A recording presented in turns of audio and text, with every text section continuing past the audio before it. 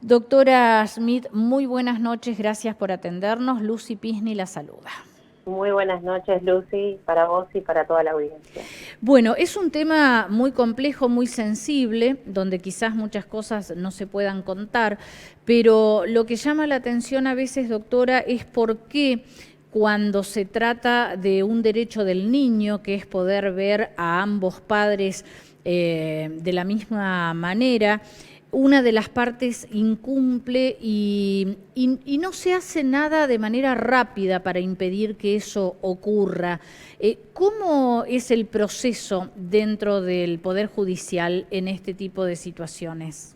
Bien, como vos lo dijiste, es una cuestión muy sensible, muy delicada, toca el punto o la fibra más sensible de las familias. El proceso en sí, cuando un papá o una mamá llega a la defensoría y nos cuenta que no puede ver a su hijo, primero es ver si hay algo firmado, como mencionabas vos recién, si hay algún acuerdo, si hay alguna sentencia. En ese caso se notifica, se informa, perdón, el incumplimiento, el juzgado le da traslado a la otra parte y por lo general intiman a la progenitora o al progenitor que impide el vínculo que dé cumplimiento bajo apercibimiento, incumplir una orden judicial, inclusive ahora lo están haciendo bajo apercibimiento e imponer astreintes de manera inmediata. Bien. Hay pasos que ya hoy hemos, digamos, allanado. Una vez pasada esa instancia, por lo general tenemos que recurrir al ámbito penal. ¿Sí? Pero por lo general actualmente los jueces están remitiendo los apercibimientos con bajo apercibimiento de astreintes, perdón. No sé si me explico. Las astreintes son multas que se aplican. Claro. Sí, ¿y qué pasa si a pesar de eso las incumplen? Allí es donde se va al fuero penal. Muchas veces de primera medida se escucha a los niños, niñas o adolescentes, depende la edad y en virtud del principio de autonomía progresiva y el interés superior del niño, que son, digamos, dos principios fundamentales sobre los cuales se asienta, digamos, la responsabilidad parental, ¿no? Que le asiste a ambos progenitores. Entonces, se escucha a los niños y ahí los jueces toman una decisión o remiten que los progenitores deban asistir a espacios terapéuticos y el niño también, o la niña también, o la adolescente o el adolescente también, o bien ya son apercibimientos a dar efectivo cumplimiento al contacto bajo apercibimiento de incumplir una orden judicial. Bien. ¿Cuántos días tarda ese proceso de notificar a uno de los padres o de apercibir a uno de los padres por el incumplimiento? Y previo a la feria, por ejemplo, uno de los juzgados nos dio 2 días, nada más. Bien. O sea, es rápido, es un proceso es rápido. porque aquí seguimos pensando en el derecho del niño. En los derechos del niño, niña o adolescente que están en Claro. juego. Y muchas veces otro apercibimiento que están imponiendo es, bajo apercibimiento, derrotar o de ordenar el cambio de cuidado al progenitor que favorezca el contacto con el otro. Bien. Eso resulta efectivo también. Nosotros empezamos a tratar este tema, bueno, primero porque nos interesa aportar y quizás colaborar con mucha gente que está pasando por esta situación y no sabe cómo encararlo, pero justamente hablando con un joven neuquino que contó en el noticiero que hace 4 meses que no puede ver a la hija, que la progenitora que no era su pareja, digamos, pero de todos modos tuvieron esta beba, no le responde los mensajes, bloqueó el teléfono, la abuela hizo lo mismo. ¿Qué pasa en esos casos donde incluso había algún tipo de acuerdo y de golpe una parte desaparece? Hay que ver si el acuerdo era judicial o extrajudicial. Si no había ningún tipo, primero, cabe decir que en Argentina nos asiste un régimen legal de coparentalidad. Traducido, ¿qué quiere decir esto? Que ambos progenitores tienen igualdad de derechos frente a la crianza de los hijos, ¿no? Bien. Si esto no se puede concretar en la práctica, en la vida cotidiana, los progenitores se encuentran en la obligación de recurrir o a las defensorías o a un abogado particular para reclamar que estos derechos se cumplan.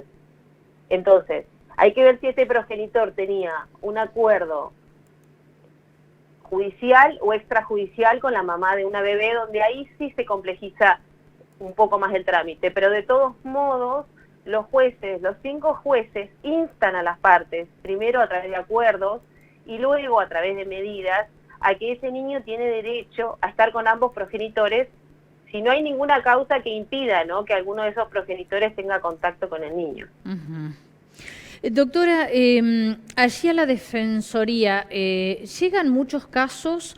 ¿Tienen ustedes muchos expedientes, lamentablemente, que involucre a niños que no pueden ver a los dos papás por igual, papá y mamá? A la Defensoría nosotros no podemos, digamos, elegir los usuarios. Llegan tanto, no sé si te referís a eso, Lucy, llegan tanto padres como madres. No, me refiero a cantidades, si hay muchos que recurren a la Defensoría, si hay muchos casos, lamentablemente, de este tema. La demanda es grande en lo que respecta al cuidado, sí, a los reclamos por incumplimientos en los cuidados. Hay más o menos, no sé si llamarle estadística, pero más o menos ustedes saben a niños de qué edades afectan estas situaciones. De todas las edades, Lucy. Ya te digo, adolescentes, niños, bebés, padres que nos comentan que venían viendo regularmente a sus hijos y después por una cuestión o por otra no pueden verlo porque hubo un problema con el progenitor o la progenitora, o adolescentes que deciden cortar el contacto con uno de sus progenitores y los progenitores desconocen, y recién cuando el juez o jueza toma contacto con el adolescente podemos enterarnos por qué se había interrumpido el contacto. Son diferentes las variables, digamos. Cada familia tiene una organización y un diagrama diferente, y entonces las variables de interrupción del contacto pueden ser múltiples. Claro, es mucho más sencillo resolver un caso cuando se está tratando con un niño, un adolescente que ya puede dar su opinión y contar también lo que está pasando. Exacto, porque es un derecho que le asiste a los niños, a las niñas y a los adolescentes, y es un deber del juez escucharlo. Uh-huh. Y esto, como decíamos, en virtud de la edad, del principio de autonomía progresiva de que tanto hablamos, depende de la edad y la autonomía de los niños, el juez va a tomar su opinión para decidir.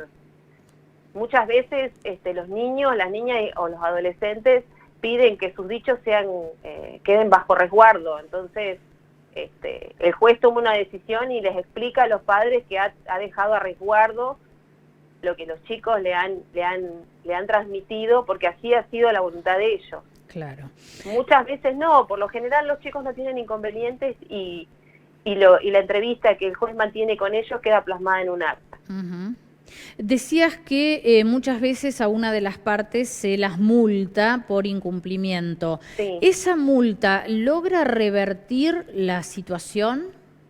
En algunos casos sí y en otros no. ¿Y es importante monetariamente, digamos, duele en el bolsillo esa multa? Duele en el bolsillo, y principalmente es importante cumplir toda la etapa civil para poder, digamos, reclamar en sede penal. Es importante agotar todas las medidas en sede civil para poder reclamar posteriormente en el fuero penal. Uh-huh. ¿Cuándo se impedimento llega? de contacto. ¿Cuándo se llega? Es un delito. Claro, ahí es cuando se llega al fuero penal, cuando se logra comprobar que, bueno, no hay voluntad, por ejemplo, de una de las partes en seguir cumpliendo. Se agotaron todas las medidas, uh-huh, todas las sanciones que te imagines o que se pueda imaginar la gente en el fuero civil. La jueza remite un apercibimiento, sería bajo apercibimiento de incumplir una orden judicial, que ese es un delito. Y después la parte, en conjunto con el abogado, puede hacer la denuncia en el Ministerio Público Fiscal por impedimento de contacto y ofrecer como prueba el expediente de familia. Bien. Generalmente uno dice, el papá es el que abandona, el que se va, el que se borra, dicen algunos, el que no paga los alimentos. Pero en realidad también hay muchas mamás que impiden a los padres ver a sus hijos cuando lo desean y cuando quieren ser padres presentes, pero para sacarnos esto que puede llegar a ser un mito, ¿cuál es el Exacto. género Hoy que se impone? no podemos hablar de un modelo de familia, hablamos de familias en plural, en general, desde una mirada transversal. Ya no es solo el papá que no proveedor y la mamá que impide el contacto. Hay progenitores que se hacen cargo de sus hijos y mamás que sacan un turno de la defensoría para poder acordar con este papá la forma en que pueda ver a sus hijos también. O sea, ya no es tan tajante el paradigma de que el papá es el que trae los alimentos y la mamá es la que cuida a los chicos. Realmente esto ha cambiado totalmente y las relaciones de familia son variables como es variable la vida misma. Exacto. ¿Hubo algún cambio durante la pandemia que ustedes hayan notado, así como aumentaron casos de violencia intrafamiliar? ¿Han aumentado estos tipos de casos en la Defensoría? Sí, al principio, cuando fue el ASPO, o sea, el aislamiento social preventivo y obligatorio, donde hasta que se dispuso por un decreto nacional que se permitían, digamos,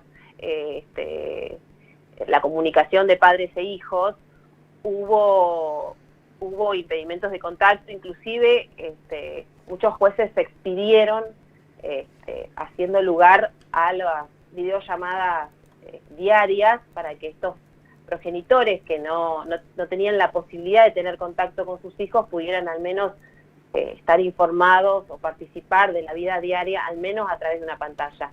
Claro. Eso después de mayo del 2020 se allanó a raíz de que se liberó, digamos, la posibilidad de que los niños pudieran alternar en uno u otro domicilio, justamente para preservar el derecho que les asistía a ambos, a los chicos de estar en contacto con sus progenitores y a los progenitores de poder estar activos en la vida de sus hijos, sumado a que el progenitor que había quedado con los hijos 24/7 muchas veces tampoco estaba muy conforme. Claro. O sea, fue una normativa que hubo que acatar. Obviamente que, como vos lo mencionás, hubo abusos y la verdad que tuvimos que interponer varios reclamos a los efectos que se haga efectivo este derecho de comunicación del papá o de la mamá que no estaba en ese momento conviviendo con el hijo, la hija o el adolescente. Bien.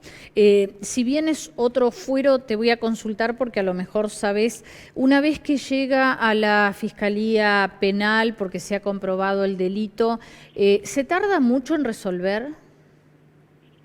Mira, por lo general estas causas pasan a la oficina de mediación y conciliación penal, donde las conciliadoras penales o las mediadoras penales tratan de acercar a las partes a los fines de evitar justamente que el progenitor, digamos, incumplidor tenga que soportar un proceso penal. Entonces, se vuelve a intentar una instancia de conciliación en el proceso penal. Bien. Bueno, creo que, por lo que nos decía el otro día una abogada de familia, son bastante exitosas esas mediaciones. Sí, yo he tenido de los dos, les puedo decir que tanto en incumplimiento de los deberes de asistencia familiar, es decir, cuando el papá no aporta o la mamá no aporta, he tenido resultados exitosos y no tanto. Claro. Pero sí, por lo general es muy bueno el acercamiento porque aparte ya es en sede penal. Bien. Para aquella persona que esté pasando por esta situación y no haya todavía iniciado un proceso, no sepa cómo hacerlo, no tenga dinero para pagar un abogado particular, ¿cómo hace para llegar a la Defensoría Pública? La Defensoría Pública Civil, o sea, el Ministerio Público de la Defensa tiene varias vías de acceso. Tienen Facebook del Servicio de Orientación Jurídica, ahí se pueden comunicar. Hay un número de teléfono, una línea directa, hay una línea de WhatsApp a la que se pueden comunicar mediante mensaje de WhatsApp, se le otorga un turno, el Servicio de Orientación Jurídica meritúa si puede acceder a la pauta económica, en este momento creo que es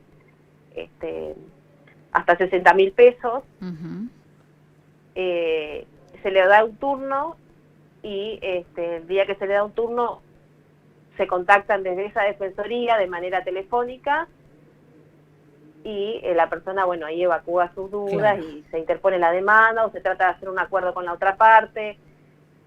Claro, comienza Pues, el camino a la comienza el resolución del camino, conflicto, sí, digamos. que muchas veces la gente primero busca un acuerdo, Claro. o sea, es lo más rápido y es lo más sano para las familias también. Perfecto. Bueno, doctora, le agradecemos muchísimo toda la información, ayuda a entender este problema por el que atraviesan. Yo me voy a referir más que nada a los niños, ¿no? Porque son los que quedan rehenes a veces de Exacto. estos problemas entre adultos. Y ellos, cuando uno les pregunta con quién quieren estar, por lo general quieren estar con los dos. Así Claro, que claro. y lo hacen muy simple. Entonces, quizás tendríamos que ver más un poco la vida con sus ojos. Y eso sería Exacto.